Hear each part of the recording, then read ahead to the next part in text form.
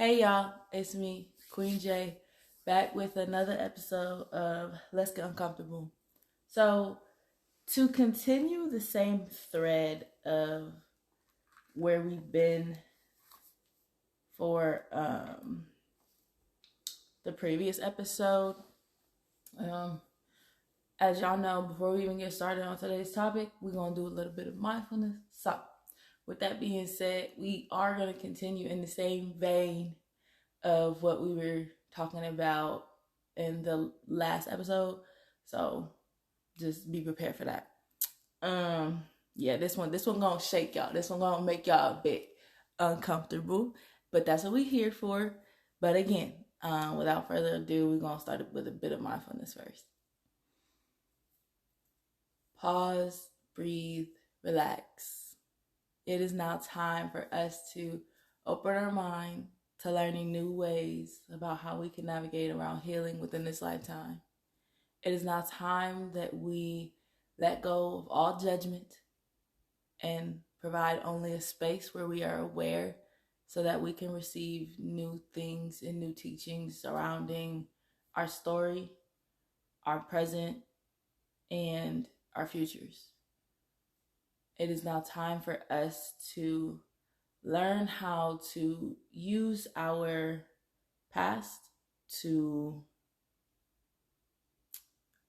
help us better navigate within the present so that we don't repeat same mistakes for our future. It is now time for us to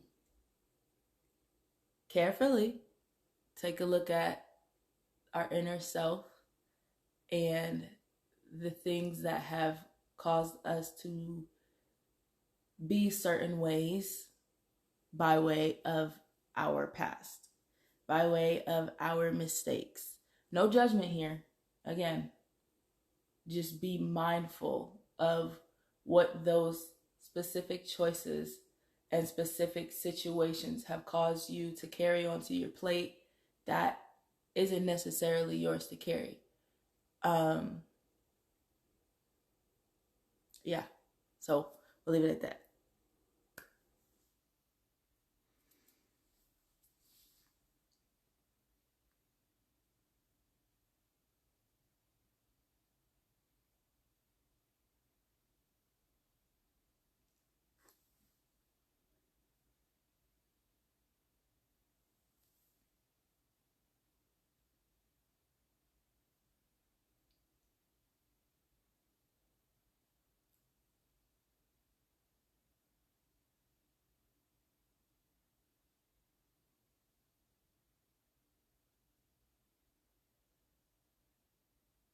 All right, y'all.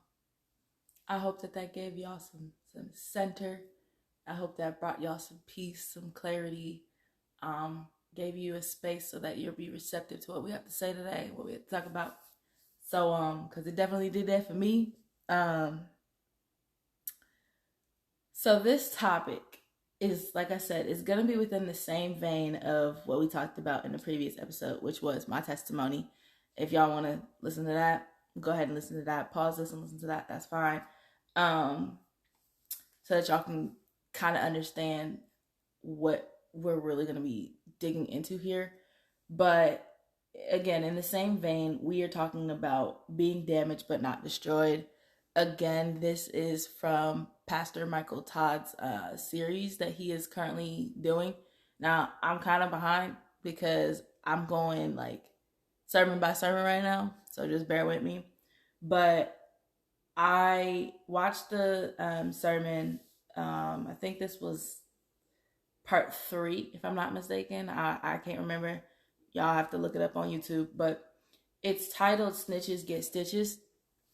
And basically, it's all about how people in today's world have been conditioned to believe that if you witness something that was wrong or something that is just unjust and completely unfair, if you are the person that speaks out against that said injustice, then you are the one that's going to have a punishment far worse than you just telling the truth, right?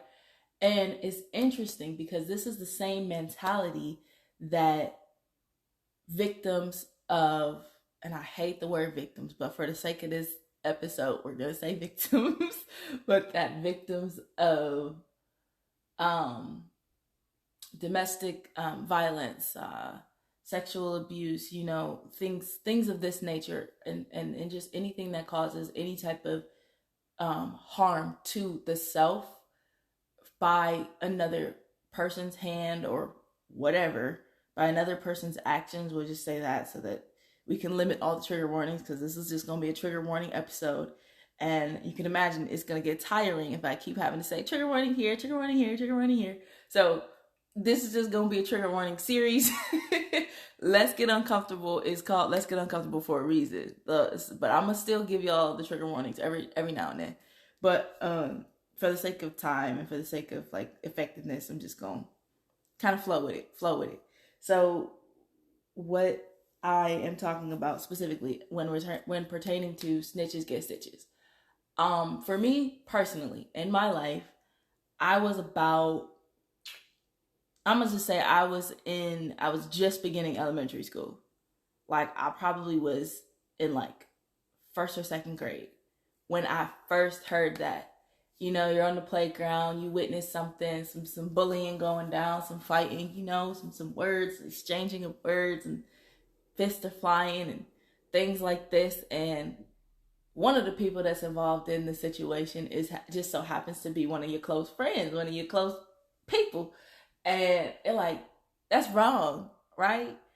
And I'm about to go, and true story, I'm about to go get the teacher. I'm about to go speak out against what I saw. And all of a sudden, these girls come over to me and they're like, "Nah, we'll fuck you up too." And yeah, we was cussing back then. But that's besides the point. That's besides the point. They was saying like, "Nah, we'll fuck you up too. We'll mess you up too." Da da da da. And little me was not with that at all. And I was never scared to tell the truth. I was never scared like, oh, if I tell on them, they gonna hurt me.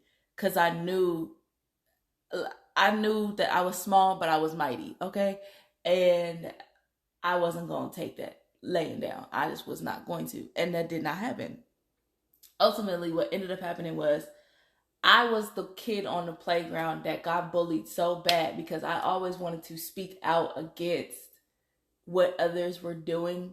And that's still something that's a part of me now. Like, I could tell you an even more recent time when I was in college and I was at a house party and I saw this girl like clearly not interested in dancing with this dude. And I stood up. Mind you, I was tipsy myself, but I was very cognizant of what was going on. And I stepped to him like I was a whole nigga. I stepped to him like I was a whole dude. I said, "Will you leave her alone? She don't want you.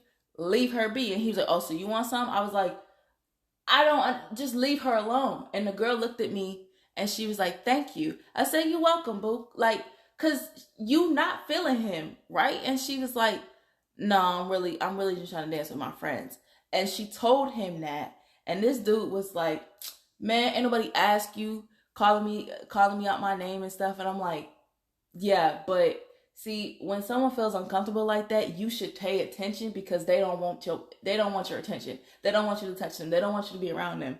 And mind you, it's a house party, so everybody looking kind of like, it's kind of quiet, but it's still like there's still some activity going on, like the music is playing and stuff. But when this happened, the dude was staring at me like he was about to do something to me, and I was like, "Do it!" Like I stepped to him like, "Okay, then do it then. Do it then. Whatever consequence is about to happen, I promise you I've been through worse." And that was just my mentality back then. So I was just like, whatever you think you about to do to me, you not going to be able to do to me because this is actually my friend's party and they're home and they don't tolerate that shit either. So it was just crazy because in that moment I was like, dang, why do I always, and it's not that I don't like that about myself. It's that sometimes I be feeling like it's the wrong time. But what I had to realize is, as a person who's honest and who's authentic, right? There's never going to be a right time to just stay honest. There's never going to be a time where it's like, oh, well, you shouldn't speak up right now. No, because the truth is the truth. And what's wrong is wrong. And this snitches get stitches mentality is fucking bullshit. And I've always thought it was bullshit. Always. Like I said, when I was in first grade, I was like, I ain't taking that. I heard that shit from my family members. I was like, I ain't taking that. Like, okay, and what's the punishment? Bring on the punishment because I'm ready for it. Because guess what?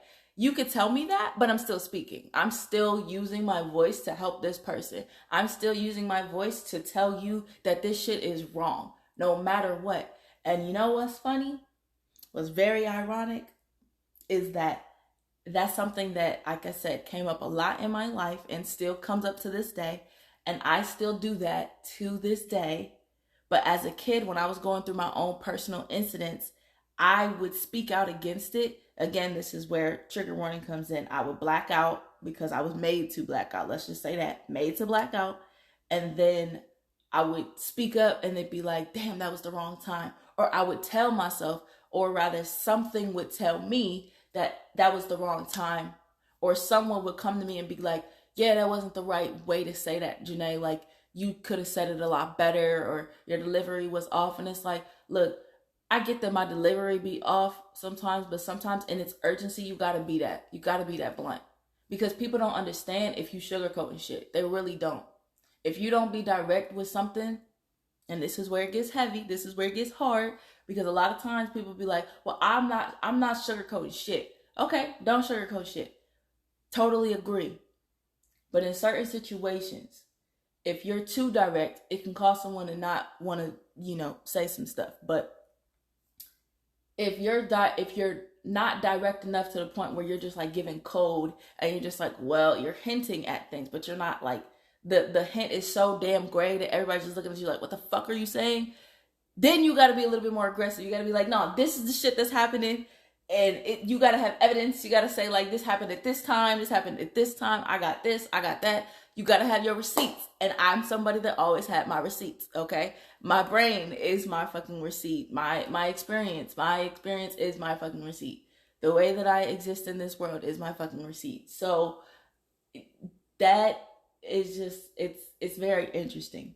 So with the snitches with the snitches get stitches mentality, basically society was trying to condition us, even to this day, like that if you tell about something wrong that I have done, then if you try to tell anybody something about something wrong that I have done to you, then your punishment is going to be far worse.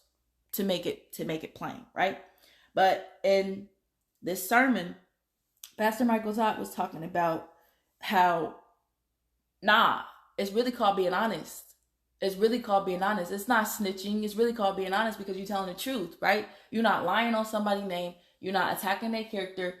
You attacking the wrong person's character. You attacking the person that's doing wrong, yes, or the situation that is wrong, yes, but that's okay because you're shedding a light on it. Not even attacking them. We shedding a light on it. We making them uncomfortable. Put their feet to the fire because if you didn't feel like it was wrong, baby, you wouldn't have been uncomfortable when I said I'm about to go tell.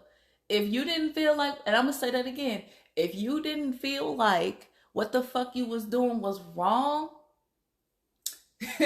then you wouldn't be uncomfortable if I'm going to go tell. You wouldn't be running scared. Like, you wouldn't be threatening me an act of punishment. Man, I don't want to hear that. I don't want to hear that because that's annoying. That's absolutely frustrating to be like, man, if you tell, snitches get stitches. Oh, you gonna beat me up because I'm telling the truth? Oh, okay. Bet. Now I'm gonna tell the truth even more because now you know what you was doing is wrong. And because you're in your thought process of, well, I don't want to get in trouble. So if you tell, I'm gonna have to get retribution. It's just the principle, whatever the hell you want to call it. Yes, I'm cussing. I know I'm talking about a sermon, but like this one touched my heart a little bit. So I apologize if it offends anybody, but that's just my mouth right now. I can't. I'm gonna try to do better, but I don't think it's gonna get any better. It might get worse. Just rock with me though.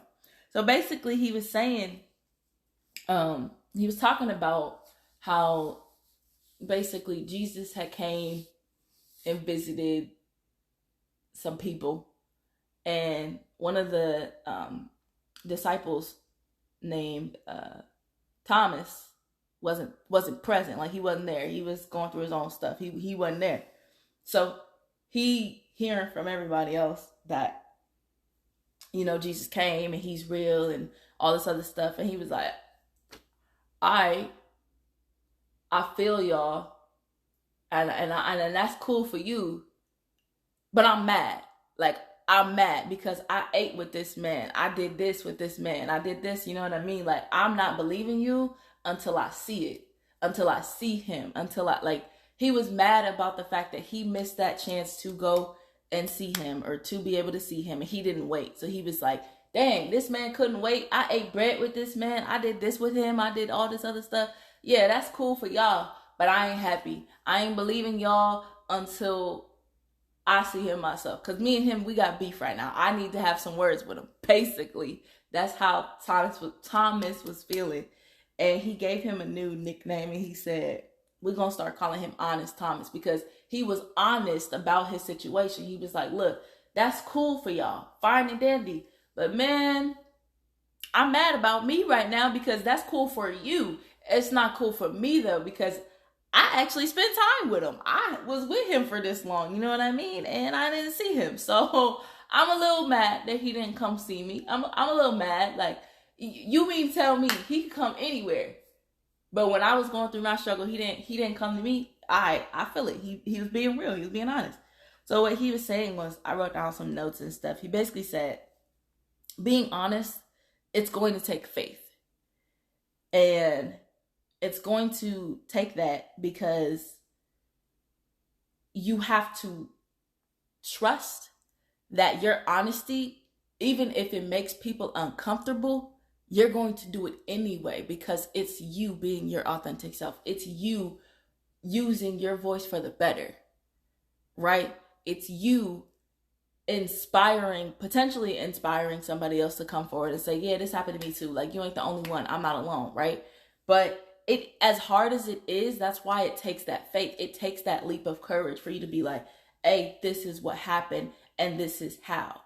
Like, I hope, though, for those of y'all who listened to the previous podcast episode where I talked about my testimony, I really hope that y'all don't think it was just like, okay, one day I just woke up and I was like, I'm just going to tell. That's not how it was. It was actually a bit of a struggle, to be honest, in that way, considering the family dynamics, considering the way that I was groomed, considering the way that the incidents were happening, considering who was involved. There were so many layers to dissect that I literally did not, or put it in my family's eyes, they said that I fully did not tell them until I was fully an adult, until I was 24. That's not surprising for them to feel that way, because, you know, as a child, when you're speaking out, sometimes you don't say the right thing. Sometimes they don't pay attention. Sometimes, you know, there's a lot that goes on in that role of a parent and the role of a child, especially if you're being raised in an environment where there's no space to actually like come out and actually say these things just openly, and you already have that threat looming over you. So it's different. It's a lot different. But trust when I say that being honest took some courage. It took some faith. I had to jump out and trust, like, yo, my family's going to hold me. Like, I'm going to be held in this time, right? And not just that, but my friends. And one thing that he also was saying that we're going to need is, we're going to need, first, being honest, it's going to take faith. So we're going to need faith. The second thing is we're going to need friends. But here's the thing about friends. We are going to need friends that are capable of handling and dealing with us in our transformation. So what that means is, y'all ever have a situation, like, I know I've had situations where I like have had, obviously I've had the situation, but like where I have had to be extremely honest about a situation within a friend group, and I was so nervous that I was going to lose my friends because of my honesty, because of the simple fact that they potentially could side with whoever. They could side with the person rather than understanding where I'm coming from. That's happened before. Um, and it makes it that much harder to speak out, right? And be honest because of this snitches get stitches mentality. The consequences are supposed to outweigh your voice, right? That's what's supposed to happen in that mentality, in that societal frame of mind, in that lens. If you speak your story, if you share the truth, if you're honest, your punishment is supposed to be far worse than you speaking, right? Because they want to stop your voice, right? So basically, the moment that I saw that, I was listening and I was like, he about to say friends. And when he said friends, I literally got up and started running around the room because I was like, oh my goodness. When I was going through some of my worst transformation periods and some of my worst like realization periods, I didn't necessarily have the most supportive friend group. In fact, my venting became annoying. My need for comfort became too much and I became needy rather than those friends that I eventually would have later down the line that were just like, nah, we just holding space for you.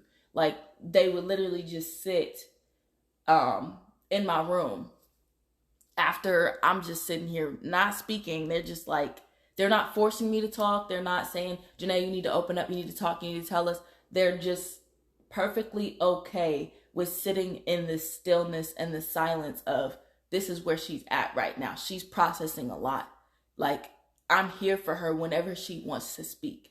And I might get emotional, but hey, let's get uncomfortable. That's what this is about.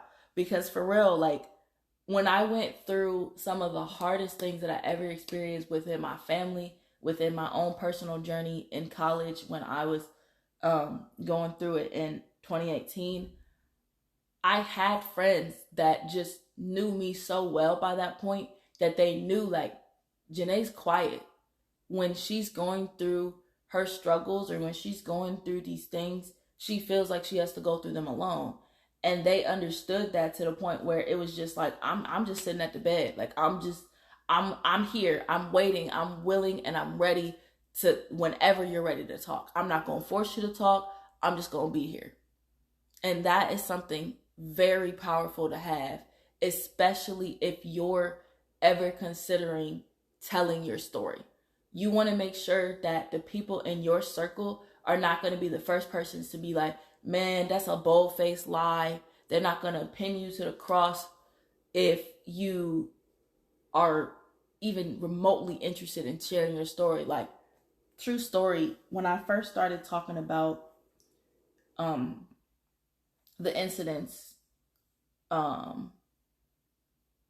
had a friend who just sat there and she didn't judge me, but because she was so quiet and I wasn't used to people like just letting me talk, I was so much more used to people like interrupting me and saying like, oh, well, that didn't happen, like talking over me.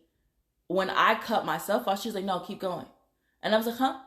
And I was like, she was like, no, keep going. You good. I'm listening. I'm just here. I'm listening to you. And I'm like, wow. And to hear that it was, I'm listening to you, but it wasn't followed by a but or a yet. It wasn't followed by, but like, it's too much for me. I can't handle it. And yes, I know at times, like I would definitely be giving out way too much details, but that's what happens when you first start in the trauma and you first start coming out of it and you realize that your voice has been suppressed. That's the first thing that comes out. So it's really nice to be in this space where I now am able to be like, okay, I'm secure in myself and I'm secure in what happened and what I experienced and what I felt and who I now am. I'm not the person that other people tried to make me out to be and paint me to be. And again, with this snitches get stitches mentality, you're going to need friends that are willing to grow with you, and not try to pinpoint every single trauma that you ever had, that are willing to say, yes, that this happened, acknowledge it with you, and do their best to push you forward on your journey.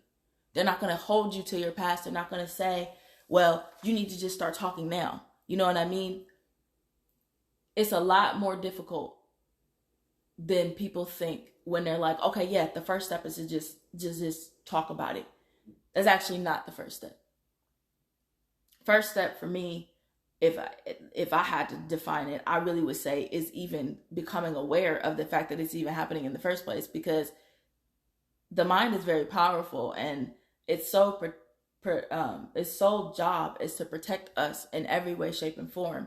The body keeps the score, but the mind can block out all of the traumatic stuff. And that's why, like, we have those moments where we relive something and you're like, okay, I have to be vocal about this. You know what I mean? So we can come back. I'm going to come back to the whole friends thing, because something is coming to me right now about friendship and like them dealing with us within our transformation. But there's another thing that it's going to take. It's going to take focus, acknowledgement of the pain, but focus on Jesus. I was not ready for that one. When he got to that bullet point, I was not ready for that. I wasn't ready for that. And you know why I wasn't ready for it? Because I have a tattoo, and it says no judgment, only awareness. Those of you who know me personally, y'all know why I got this, and y'all gonna hear the story again. But basically, I got this tattoo that says no judgment, only awareness on my left arm, because I was going through some really bad thoughts. We're just gonna say bad thoughts. Trigger warning here. If you can read between the lines, trigger warning. And I was going through this period where I found myself like slowly spiraling, and it wasn't something that I had intended on happening. It just like kind of accidentally happened. To make a long story short, I had an internal panic attack that resulted in an external panic attack, because I couldn't grasp it when it became an internal one. And what ended up happening was I started judging myself so harshly on every single memory, every single incident that came up, every single conversation that came up where I was made to be a liar. Every single thing that could have been used against me just was in my head at that time. And I was like, you know what? It's true. It has to be true, because why would my mind be turning against me? Why is all this stuff happening? Why can't I breathe properly? Like, it got to the point where I was outside and I was like, okay, I am like full blown panicking. I am full blown not present anymore. And I need to call someone, because I don't want to take myself to the hospital. First of all, I don't think I should drive. So that's one. Two is, what's going on? Why can't I grasp these feelings? What's happening? You know what I mean? So why is my brain moving so much faster than my heart? Why is everything getting to this point anyway? So in that moment, I just kept hearing a voice say, no judgment, only awareness. All of a sudden, I'm back in my house. You know, I get back in my room. I get back in my house, and I called a family member, and I'm like, okay, so I'm panicking right now. I'm internalizing a lot of bad things that have ever been said to me, and I'm starting to believe them, and it's like really pissing me off. All of a sudden, I've heard this voice say, no judgment, only awareness. And I'm like, the hell? Okay. Like, what? Why did that give me so much peace? Why did that give me so much calm? Like, instantly when I heard the voice, my soul was just like, it was like a woo-saw moment. And this was the first time that I've ever heard this, by the way. Like, this was not something that was like, oh, I've been hearing this and like, I just knew. And I could just grasp onto it. No, it was like a lifeline almost. It was like, it saved my life. I'm going to just say that. It saved my life. And what ultimately ended up happening was, I wrote on my mirror that same thing. And I'm like, yo, where'd that come from? Like, I was so mind blown by this tattoo and this phrase and the way that I wrote it. I was like, huh? What do you mean? Like, I was so confused. And then I take a bath, and all I'm saying as I'm in this bathtub is no judgment, only awareness. No judgment, only awareness. And what it really means to me is the purpose of this this third bullet point. To be honest, it's going to take focus, acknowledgement of the pain, but focus on Jesus, right? So a lot of times when we start to share our story, when we start to really be authentically ourselves and show up as our true self, it tends to shine a huge light on the trauma and the pain, and not enough on the how we overcame it. Like, let's say, for example, like, a lot of the times when people tell their story, there are so many people that are going to nitpick and be like, so were you assaulted, or were you arguing, or did he do this, did she do this, did they, like, you know what I mean? Like, they ask for the specifics because they're trying to pinpoint, okay, it needs to make sense in my mind for your story to make sense for me. But that's not true. Oh, and I've been on that receiving end of that so many times in my life, where people have asked me for clarification details, and it's like they don't need all of that. And sometimes you want to give that because you want to be believed so badly. But again, snitches get stitches mentality. It's like, well, if I tell them all the details, then I'm going to get in trouble with them, or I'm going to get in trouble with whatever, right?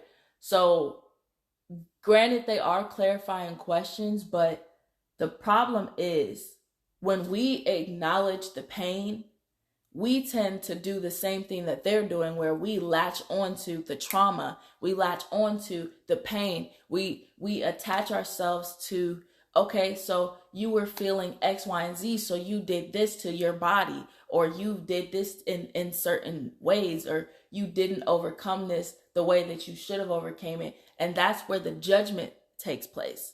That's why I always say hold space without judgment, because I promise y'all, when I say that it's tatted on me for a reason, because I used to judge myself about it as harshly as the other people around me did.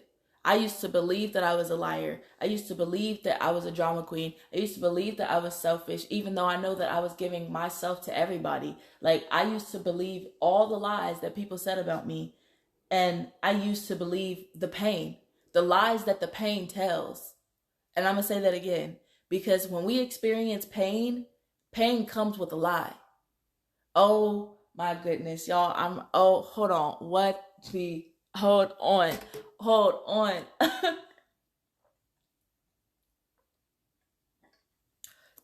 My fault, y'all. I need some water because what I'm about to spit is gold. Okay.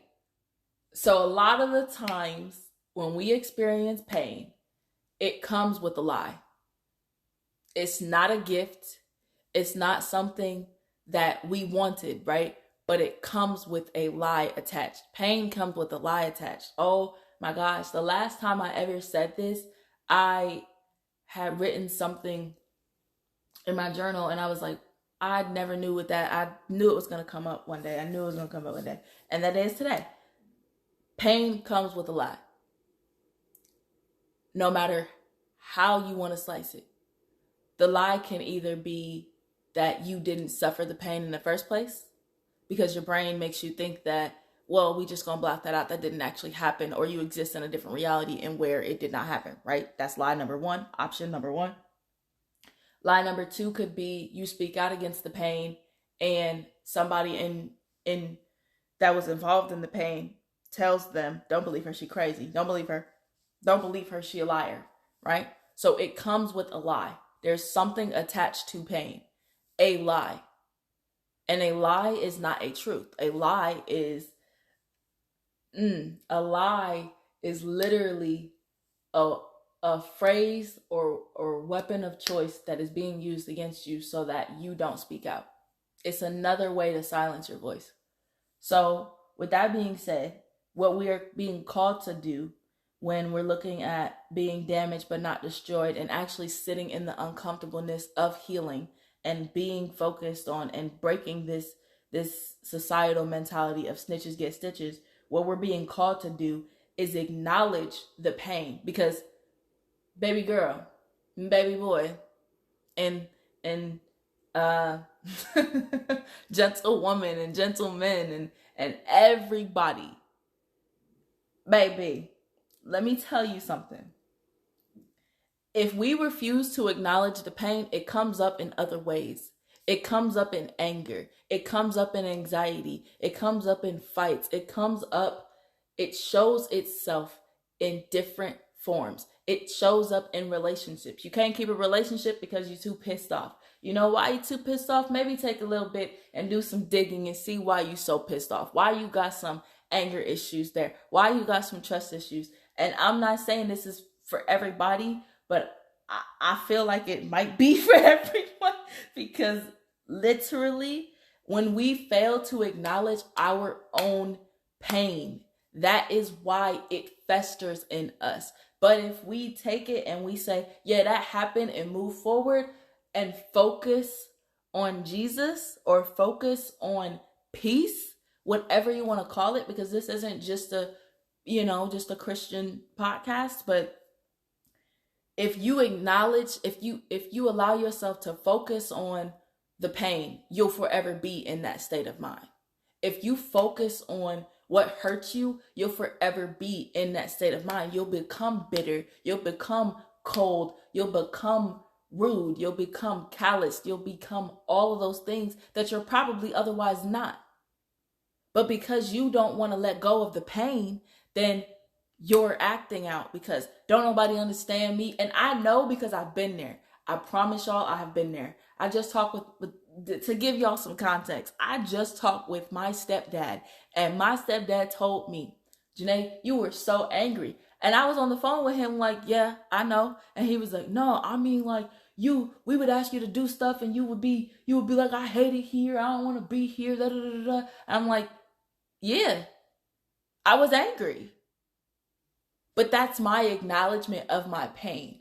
And that's his acknowledgement of my pain as well. Like, you were angry. You were hurt. You were sad. Keyword being were, right? Keyword being was. But then, like, again, he says focus on Jesus or peace if you want to give it, Jesus is peace for me. But literally, focus on Jesus. Acknowledge the pain, but don't focus on the pain. That's the whole point. And then the last thing, this is where it's going to hurt. It's going to hurt because it hurt me. It's going to hurt, and I'm just letting you know, it's going to hurt in a good way. It's going to hit. It's going to hit, and it's going to hit in a good way. So, to be honest, it's all about being honest, right? It's going to take falling apart. I'm going to say that one more time because the emphasis needs to hit. It got to hit. To be honest, it's going to take falling apart.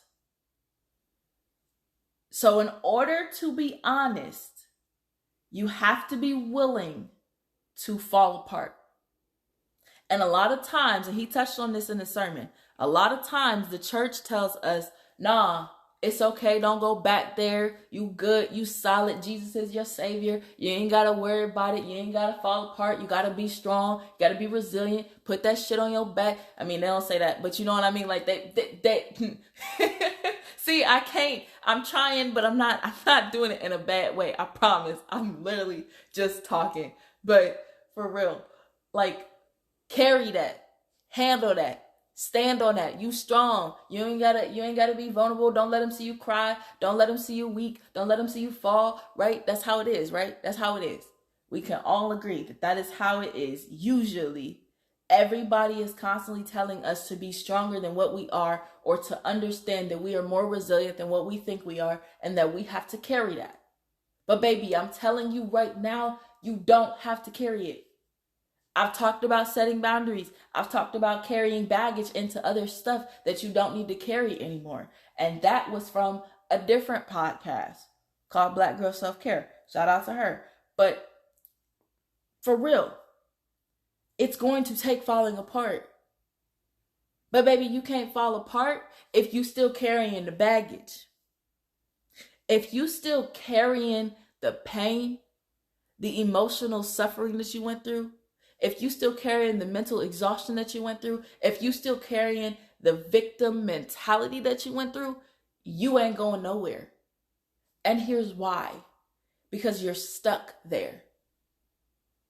A lot of times there are people in our lives that want us to stay in our past because they don't want us to be who we truly are supposed to be. They don't want us to outgrow that, because then that means there is a lack of something on their part. They're forced to acknowledge the stuff that they have to acknowledge within themselves, and they don't want to do that. And that's cool. That's on them. But don't let that affect your healing. Don't let that affect your inner work that you're doing, because it don't matter. It ain't about them. It's about you. Full stop. Don't need to elaborate on that. But this is also where we got to get uncomfortable. Vulnerability. Exposing to be made new. Renewed in your mind, body, and spirit and soul. For real. And I talk about this all the time. The reason why I made Let's Get Uncomfortable is literally about this. It's about using the strength of your vulnerability and the power of connectivity to break through a generational curse. Whether that be abuse, whether that be self-harm, whether that be self-sabotaging, whether that be inconsistencies, whether that be all the plethora of different diagnoses of mental health disorders, whatever the case it may fall under, that's what it's all about. Because at the end of the day, vulnerability is how you find your correct friends. Vulnerability is how you find the right people. Because y'all ever notice that if you're vulnerable with the quote unquote incorrect person or wrong person, you know immediately? Because they either gonna take that and they gonna value what you say, or they're gonna take it and not value what you say and tell other people and paint you to be something that you're not. There's two different outcomes. Of course, there's way many more, but in that scenario specifically, there's two different outcomes. But each thing starts with what? Being vulnerable. Being able to trust the person in your environment, right? So it's crazy because as we're talking about being authentic, I went on in the sermon and it says, God doesn't bless who we pretend to be, who we post to be, or who we project to be. He only blesses who we really are. He only heals who we truly are.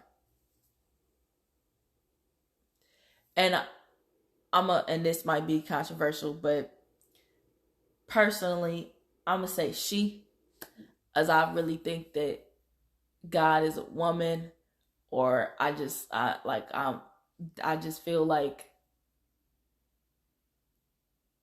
with all the pain that women suffer through, especially Black women, it gives me comfort in knowing that it's a possibility. But I don't know. The universe only blesses who we truly are. For my spiritual people, for my uber spiritual people, like for my astrology people too, like the universe only blesses who we truly show up as. He don't care. They don't care. We're just going to say they. They don't care who you pretend to be, who you post to be, so who you project to be into the world on social media, and who we project to be to others or to ourselves. Only who we truly are, what we truly encompass. Now that's deep. That's very deep. At least for me it is. I don't know if it's deep for you. I don't know if it's deep for you, but it was deep for me. Now I'm gonna keep going and I'm gonna come back. So I also wrote a note here. I said, freedom is the goal. Truth is the path, right? Confession is the key. And healing is the result. And I connected it back to this beautiful podcast. Let's get uncomfortable equals growth. You see, the more vulnerable we are equals the more honest we are, right? And what that means is, oh, wait a sec. No. I almost messed it up. I wrote it and I messed it up. See, I make mistakes. I'm human. It's okay. Literally. So the more vulnerable I am, the more glory that God or the universe gets. The more vulnerable that we all are, the more honest that we all are, the more growth we get, right? Because we learn from our vulnerability. I don't understand why this is yet, but there's a lot of humility within our vulnerability. And I think, if y'all can rock with me for a little bit, I think that is why when we are vulnerable, we are shedding ourselves, right? We are shedding our old selves, killing off our old life, being dead to all that, right? Being dead to the past pain or whatever it is, whatever we have come from, even if it was bad, whatever, right? But there is also growth within that as well, because in order to be made new again, you have to be willing to let go of what once was. And I'm talking, you can let go of expectations that you have for somebody else. You can't expect you out of everybody. You can't expect you to show up in every freaking room. You can't expect that. There are a lot of things that cause pressure for me, a lot of things that cause me anxiety in the past that do not cause me anxiety anymore. I used to get anxiety over having a simple conversation on the phone. And you would never believe that because I have this podcast, but I swear I used to hate the sound of my voice. I used to call my mom and be like, I'm not ordering the pizza. I can't order the pizza.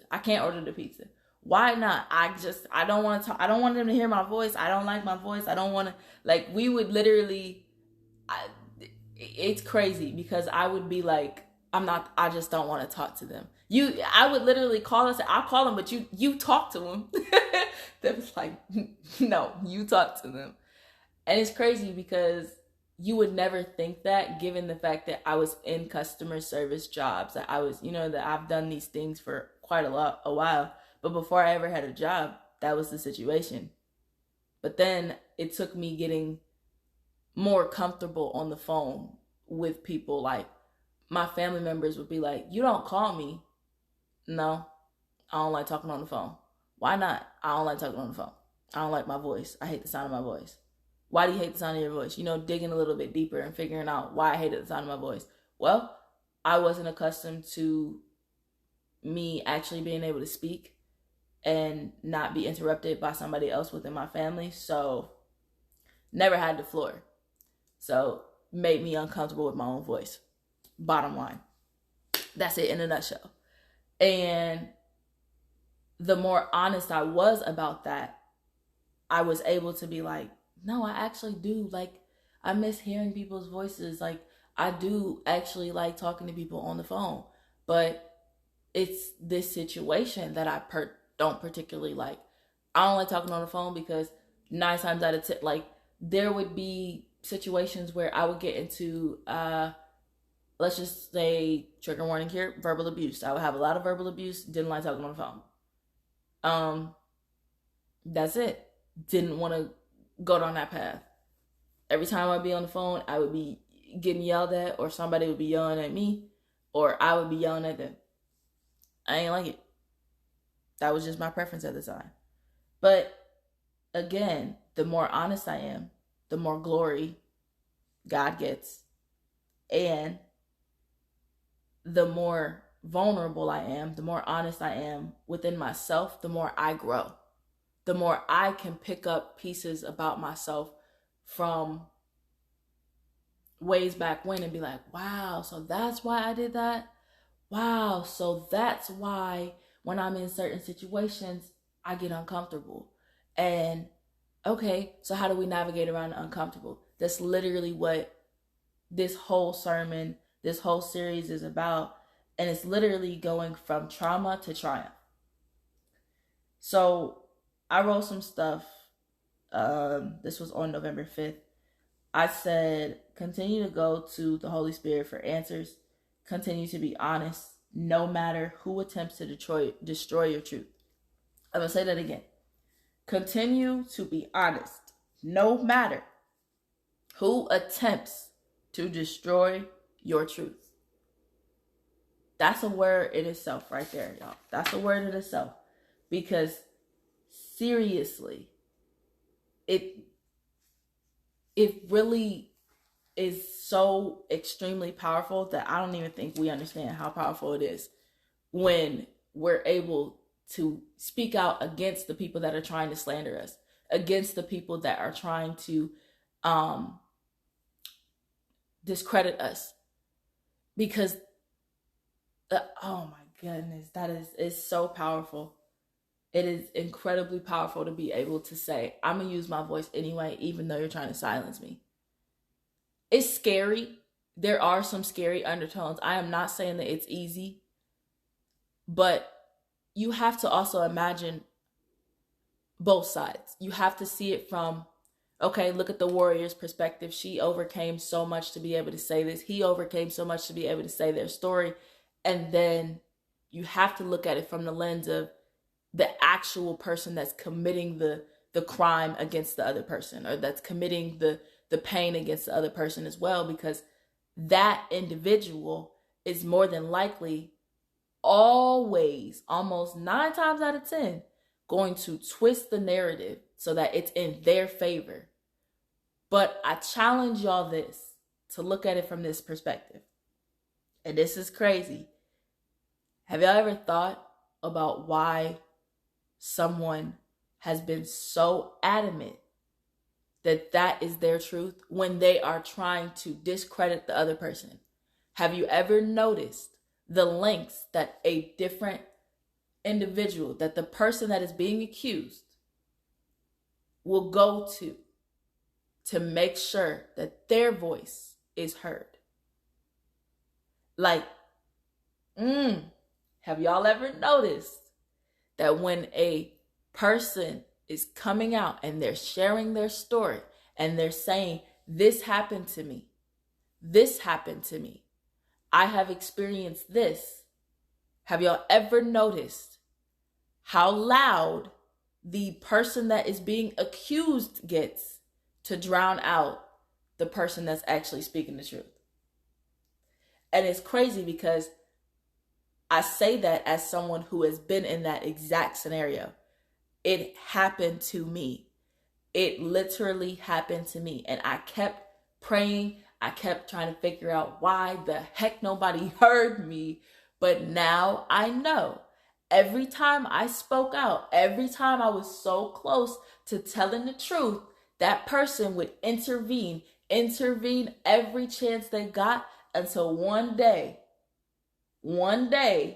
someone in my family was like, will you shut up? I'm trying to hear my daughter talk. Somebody said that. And that was the moment that she retreated. That was the moment that they retreated. She retreated, whatever. I ain't sugarcoating nothing no more, because you already know my story. So it is what it is. I'm proud of who I am to this day. So I ain't letting that shit get taken away from me. And I just got to say that. And that's that on that. But for real, when that happened, that person left the room immediately after. And this is how they left. Well, you don't want to hear what I got to say, so I'm leaving. Okay. Go ahead and lead in so I can talk to her, so I can see what she's saying. What's really going on then? And that was so wild to me because that is the way we exist in this world. The person who has done the damage will try to drown you out with their cries of don't listen to her, don't listen to him. I can't believe you would believe him. I can't believe you would accuse her. I can't believe you all of that. I can't believe all of that. You a liar. All of that. All man, she trying to tear people. All of that. Nah. So to recap, Thomas got a new nickname. I forget what the first nickname was, but when I first heard this story, I was in church some years ago. Last time I've been to church like with my family was when I was a kid, so I had to be. It doesn't necessarily matter, but like to give context, I think it was like 2014, roughly, maybe around that time. But anyway, this was the first time that I heard the sermon that we're talking about now. The first time that I heard this story that we're talking about. Not necessarily the sermon, but the story. And I don't remember what nickname they gave Thomas originally. Worrying Thomas, I don't know. I have no clue what they gave him. I don't know. I don't know what they gave him. I don't remember. But I know that when I first heard it, I said to myself, he's being honest. And I recall like sitting in the church and like I had said it low, but somebody else had heard me and they were like, what'd you say? And I was like, I said he's being honest. And somebody was like trying to tell me that no, he wasn't being honest. He was, because the whole point of the sermon was different. So I was like, okay, that's how y'all took it. That's how I took it. So it's interesting to see it come back full circle where I'm now an adult and I'm hearing the same story again. And the pastor is saying, no, we're going to give him a new name. Honest Thomas. It's very powerful for me. It's very validating for me because when I first said that, whoever it was sitting next to me was like, no, he's X, Y, and Z. You didn't even get the lesson. I'm like, oh, okay.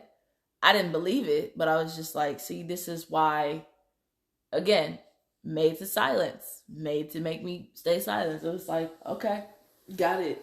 Like, y'all don't understand it. It's cool. But what's interesting, that I find the most interesting about all of it is that even though Thomas was given a different name, he was still honest. He was still open. He said, look, yeah, so that man came to see y'all, but he didn't come to see me. And I spent all this time with him. I broke bread with him. I stitched his wounds. I did all these different things with him. I spent so much time with him, but he didn't reveal himself to me after he came back. Yeah, y'all can have that. Yeah, y'all can have that. Happy for you, but not happy for me.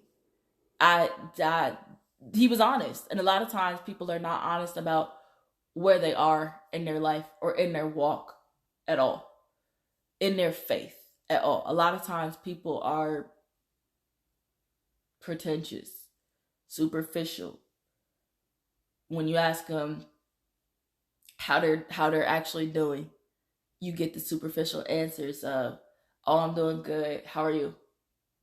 But what you're really trying to ask is like, you're trying to ask something more deeper. You're trying to really see how they actually are. Like, how is your mental health?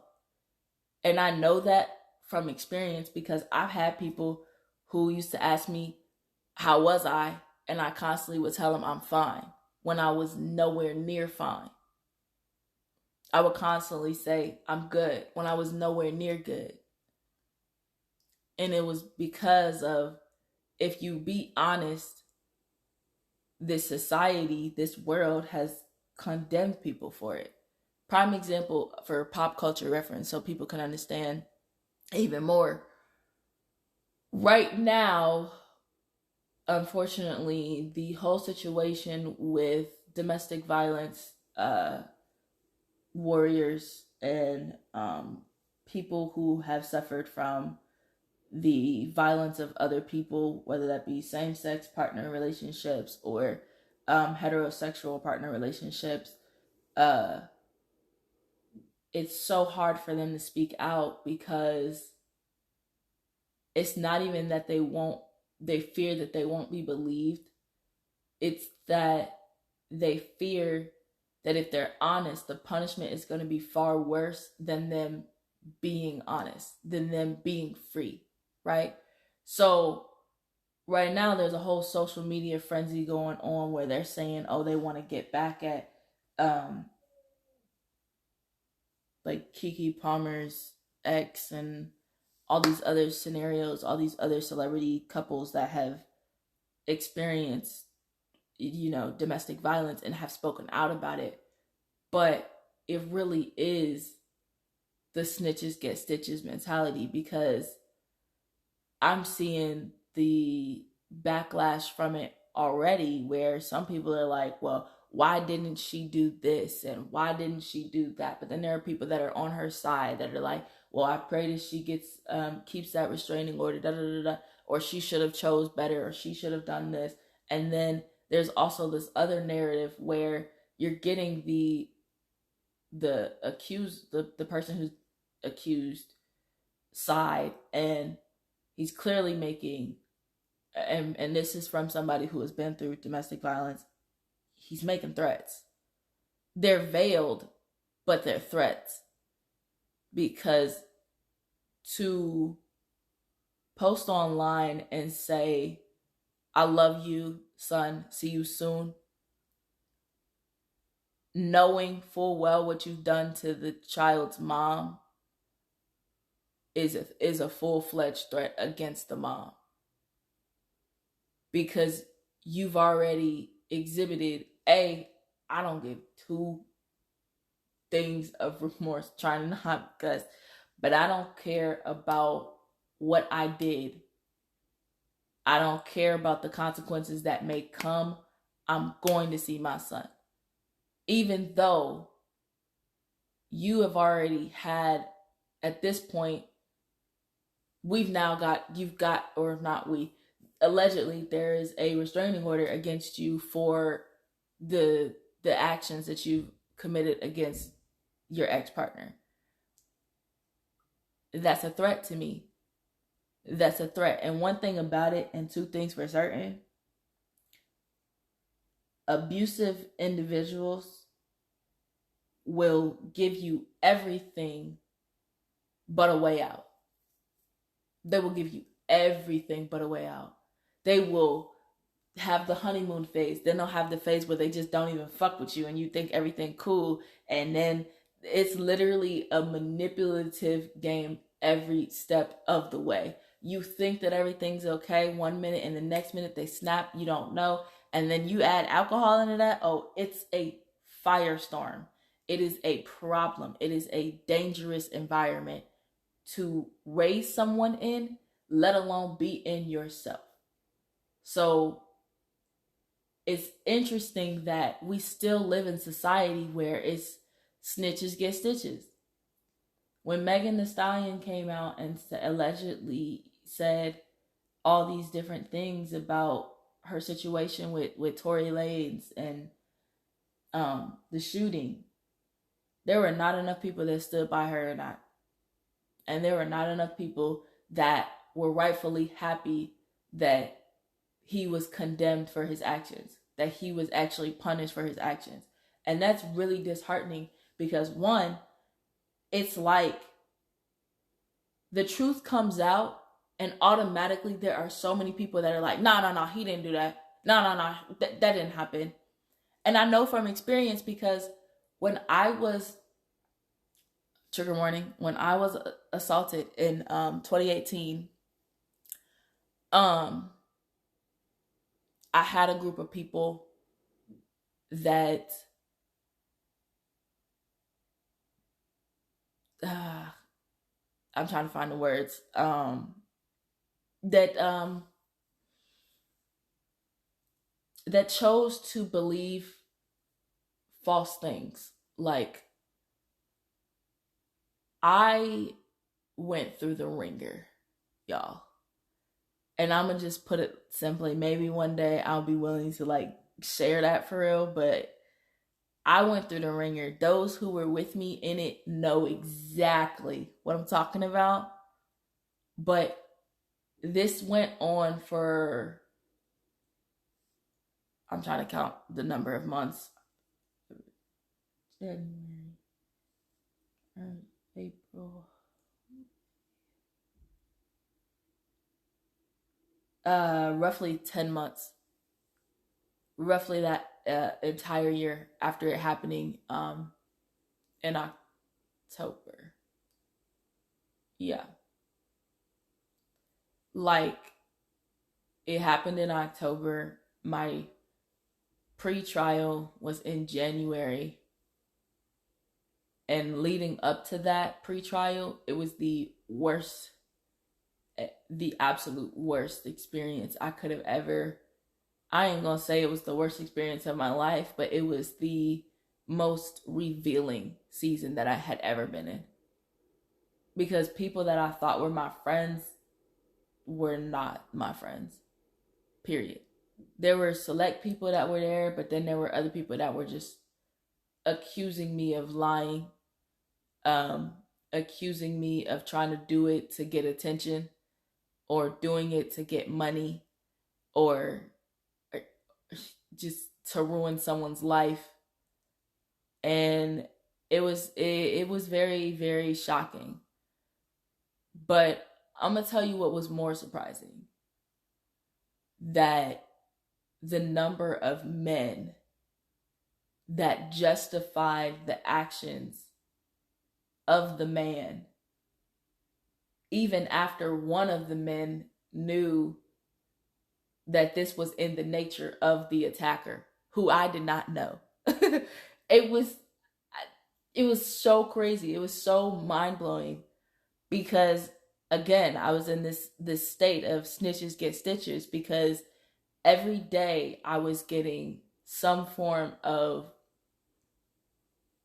did he actually do it, or are you just making that up? Because some women lie about that. And there are very select few of women that will lie about it. But as someone who has experienced it, I have a tendency to believe all women. And maybe that's a flaw. I don't know. I'll work on that eventually, maybe, if I need to. But I have a tendency to believe all women because I have been through it personally myself. So I'm never just going to be like, that's not going to be the first thing that comes out of my mouth. Did it actually happen?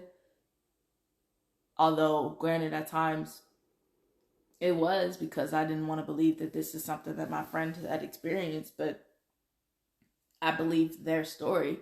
I just wanted to be sure, like, okay, well, let's do what we got to do.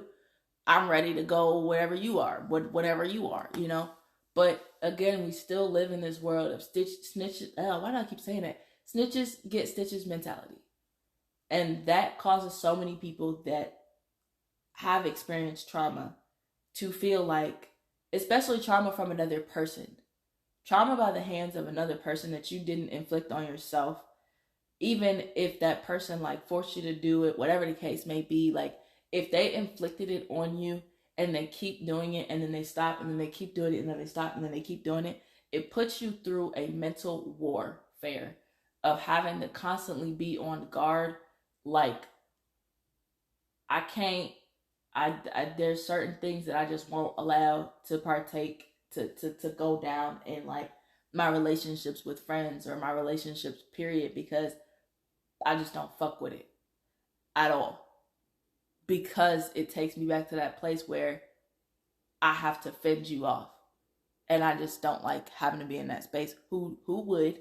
But in this world where we have this snitches get stitches mentality, it really makes you think about what that does to someone's voice.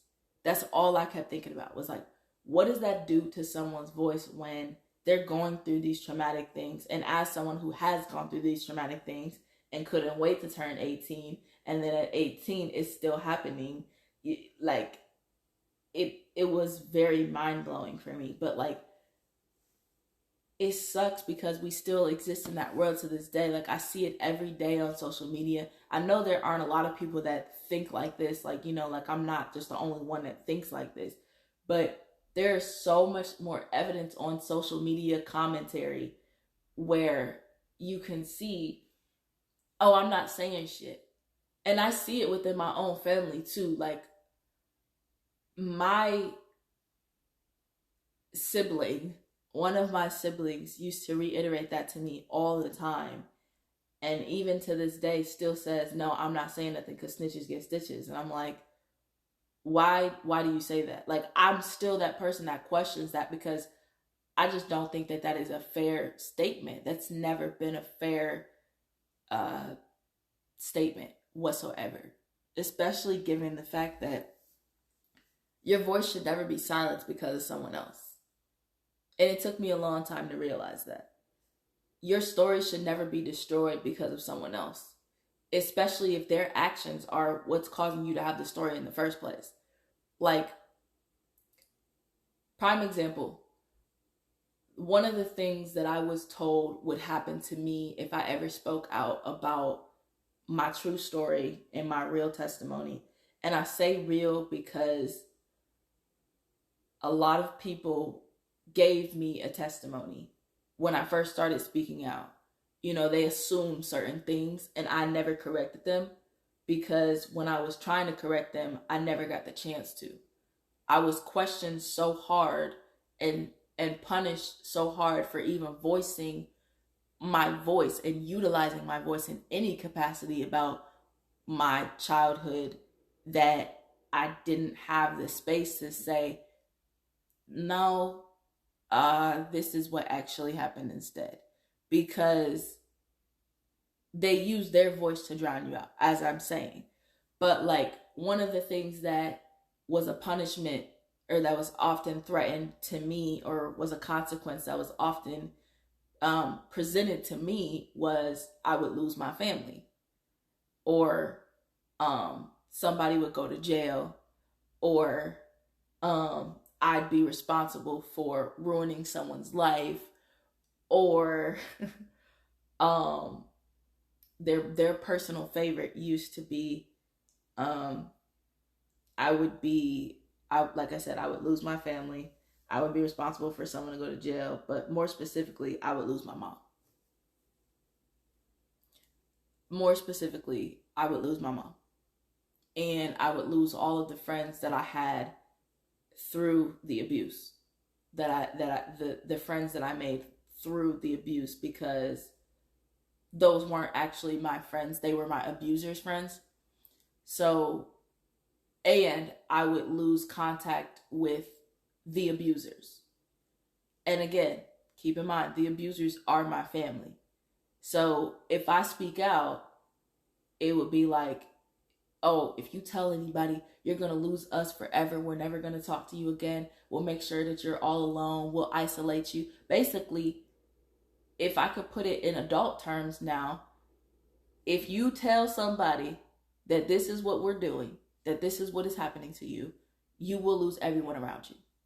I will make sure of it. I will see to it that you lose everyone around you. And for a while, that is what happened. I did not talk to my family for 2 years, maybe even longer. And simply because I didn't feel like I had anybody, you know. And it wasn't until I corrected and did the inner work for myself to get to the point where I was like, well, this isn't the situation and I can actually speak out on it now.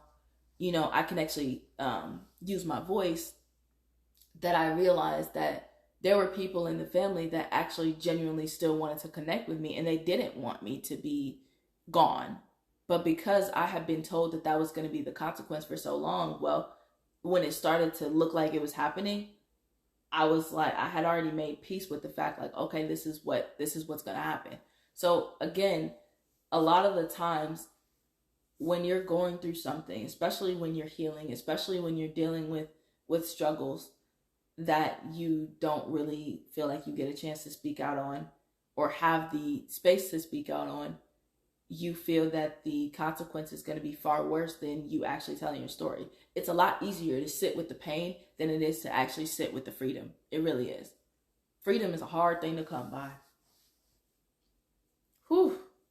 It is a very hard thing to come by, because even when I went through it in 2018, I was not truly free, because I remember one day, like, when I felt so happy that it was finally off my shoulders, it was finally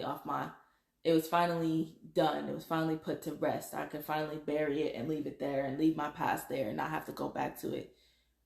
I ran into someone, and immediately that was the first thing that they brought up. And I was like, I'm going back in the house. Like, I'm going back in the house, because dang it, I was so happy. Now I'm panicking. Now I'm sad. Like, all these different things. But in this same vein, I really wanted to be known that if you're struggling with anything, no matter what it is, please understand that your voice is far more important than any consequence that could ever be threatened against you. Truly, because it keeps you in a victim mindset. It's a tactic, y'all. If y'all have access to this in any way, it is a tactic to keep you there. They want you to feel like you need them. They want you to feel like you can't go anywhere without them. They want you to feel like you have to be isolated. They want you to feel like there's no one there, because you know why? That's where their power lies. The moment that they can make you feel like, oh, I have her, I have him, I have them, I got them right where I want them, I got them in a desperate enough space where they will do anything and everything for me, because I am a sob story. I'm a walking problem, and I know that I'm a walking problem, and I don't want to get help, but I'm going to act like I want to get help, but it's all a tactic. And it's hard to see that when you're on the inside. I know that. I have a ton of friends that whose stories just resemble my own. And it sickens me, because I've been there, and sometimes I have that whole like survivor's guilt, survivor's remorse, where it's like, dang, I made it out, but some of the people that I care about are still dealing with this chaotic nature. And I know that their healing is not my responsibility, but sometimes it feels like I just want to go save them all. I want to save every single person that has suffered from abuse in any way. And it's crazy, because I've always been this person. Not even crazy. It's ironic. It's symbolic, actually. I've always wanted to be the person that goes back to her roots and says, nah, I'm tearing this bitch up. I'm tearing it up. I'm tearing it from the ground up. And now that I've actually done that, I am able, I'm a testament. I hope I'm an inspiration to you guys, because seriously, I'm able to go back to my hometown and be like, okay, that shit happened. Let's move on. Let's go to somewhere else. Let's go to the pain, let's go to the places where I experience pain and create new memories in there. Let's go to the places where I experienced the most hurt and experience joy. Because if you recreate memories there, it takes the power away. Now, I ain't done that with everything, but I've done that slowly over time. And Snitches Get Stitches needs to really just die. This whole mentality that snitches get stitches, it really needs to go away. But the funny thing is, I've been the type of person where I have always asked the questions, and I have always been the one to be like, oh, okay, so snitches get stitches, because not that I believe it, but I've said it in conversation and the other person be like, yeah, exactly. And I'm like, no. And in my brain, I just want to be like in my head and out loud, I really just want to be like, that's a terrible mentality to have. Like, or sometimes I really just find myself saying, I'm like, that's a terrible mentality to have because it's just awful. And then they'll be like, yeah, I know, but it is what it is. And I'll be like, but it doesn't have to be that way. And then I'll leave it at that, because how do you fend against something that has been so ingrained in our culture that it can't just be me doing that. It most certainly wouldn't just be me, but it's like there has to be an uprising of individuals that are sick and tired of being sick and tired of being sick and tired of being sick and tired of hearing snitches get stitches, because this is not a colloquialism that we should have. This is not a mentality, a mindset, a power of the tongue phrase that we should even have on our tongues, on our hearts, on our minds, on our spirits, because at the end of the day, it's all about being honest and authentic. That's why I will never understand another debate that's going on social media is literally about freaking dudes that cheat on their girlfriend, but they have friends that see them cheat on their girlfriend and they will say 0 to her. But you think that he's going to give you the same loyalty when he's out here doing dirt on his girl in front of you and you know he has a girl? That's betrayal. That's betrayal. I don't trust you as far as I can throw you. That's betrayal.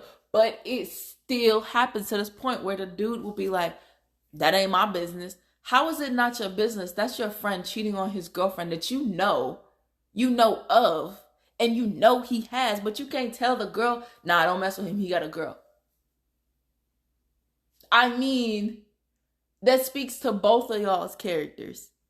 And not just that circumstance, but the circumstance in which this generally comes up, where somebody is testing someone's loyalty, or not even testing someone's loyalty.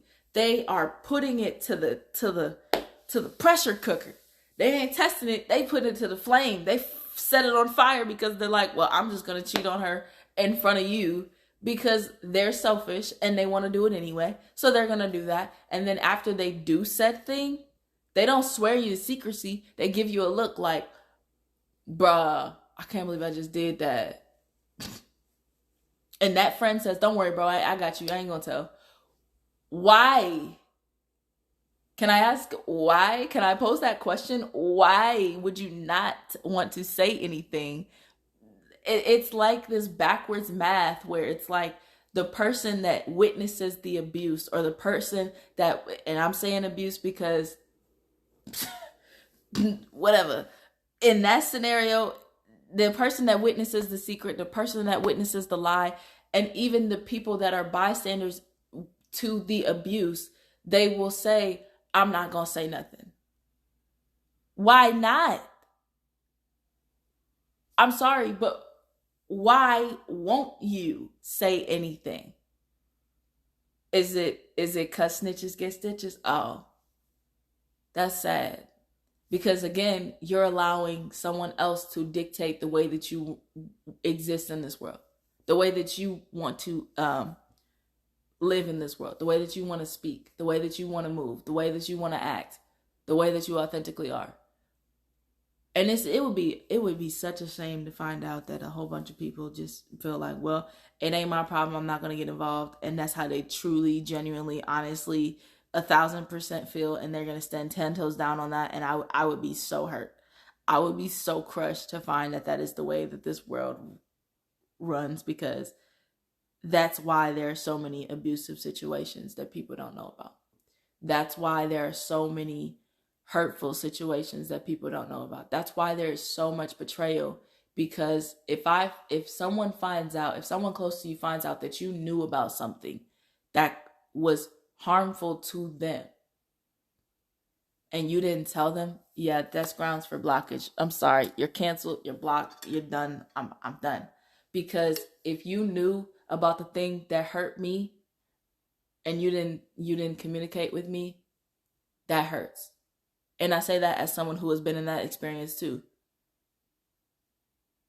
Had a family member, when I first said my situation, that happened to me too. What the heck? But you let me go through it for this long? And you didn't think to come and fix it? you knew about it and didn't think to come and fix it. Okay, that's a different thing. That's a different level of okay.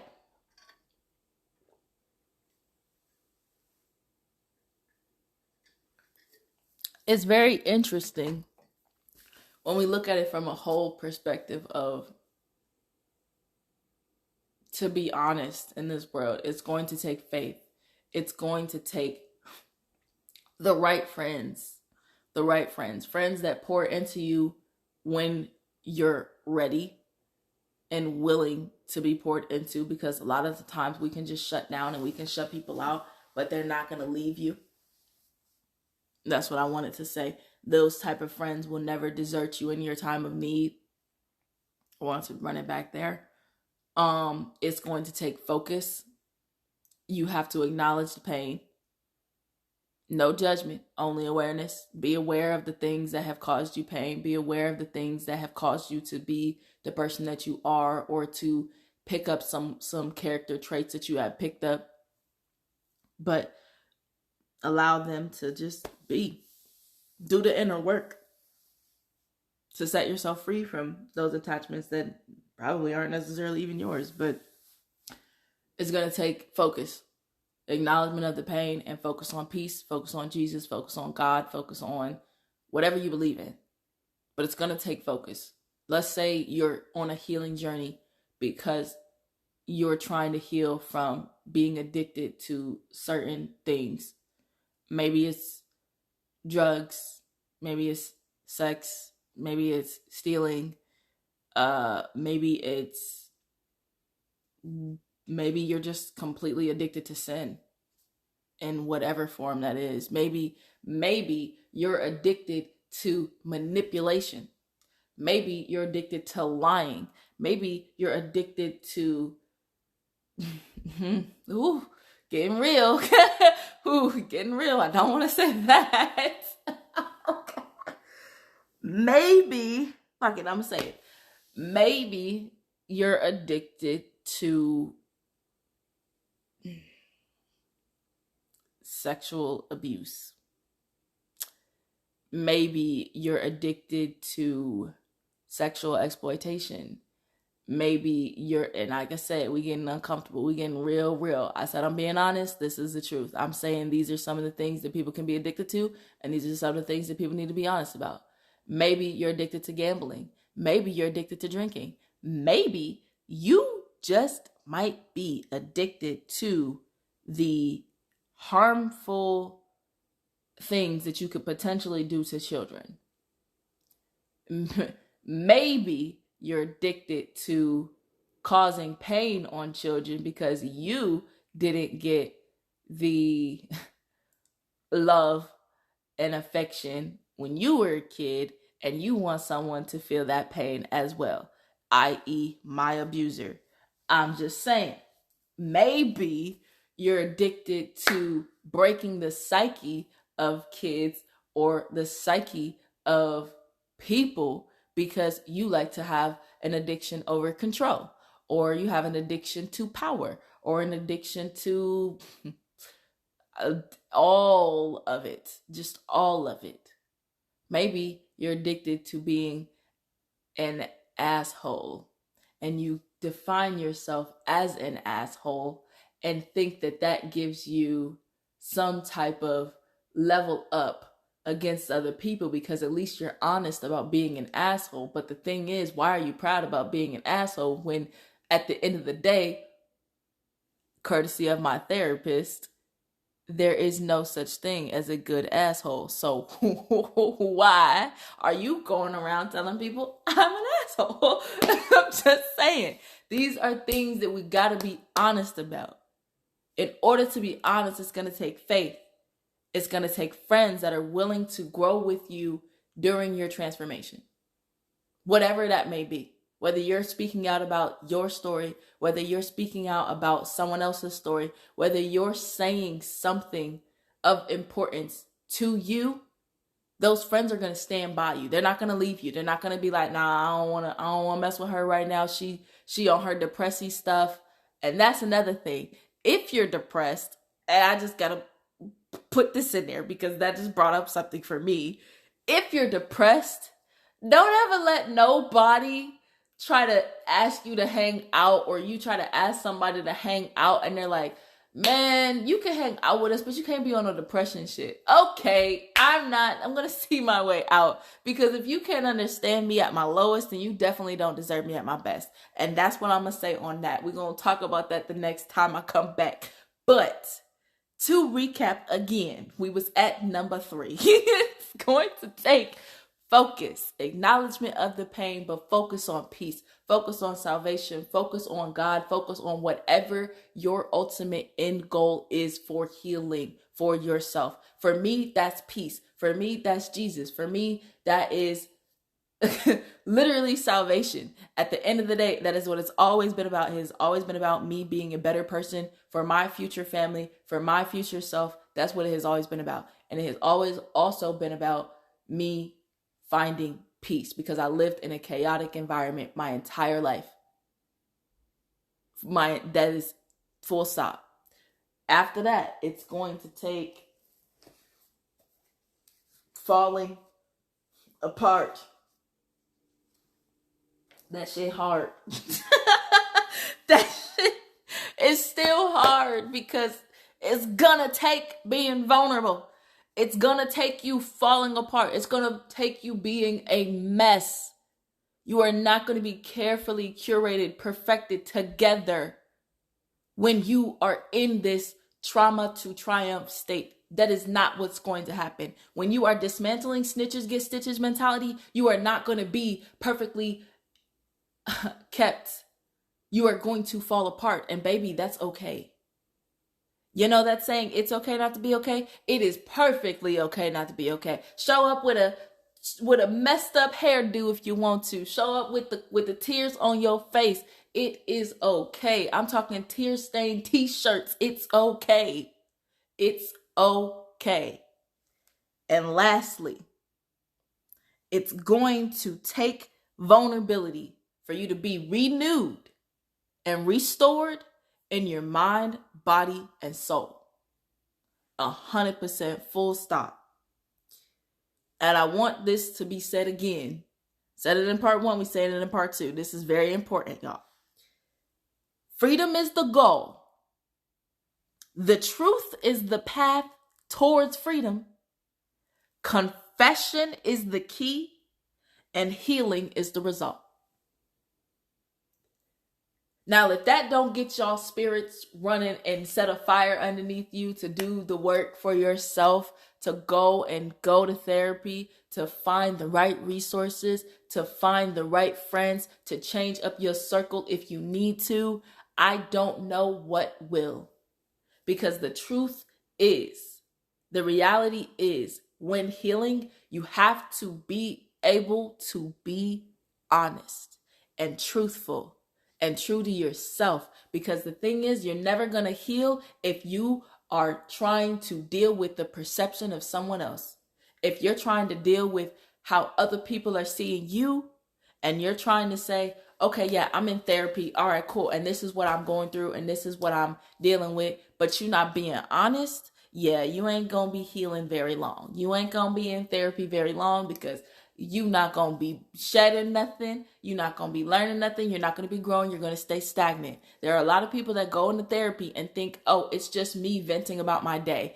The therapist don't ask you, how was your day? The therapist says, how are you? Where is your mental status at today? Are you happy? Are you being kind to yourself? Ooh, my favorite, my personal favorite, which used to make me upset and uncomfy in that chair, I would sit down and she would say, how are you feeling today? And I'd be like, what? I would be so taken aback by that simple question. How are you feeling today? How are you? How have you been? Okay, what are some things that we need to work on? What are some things that you wanna target this week or this month or on this or in this session? What are some things that you want to target?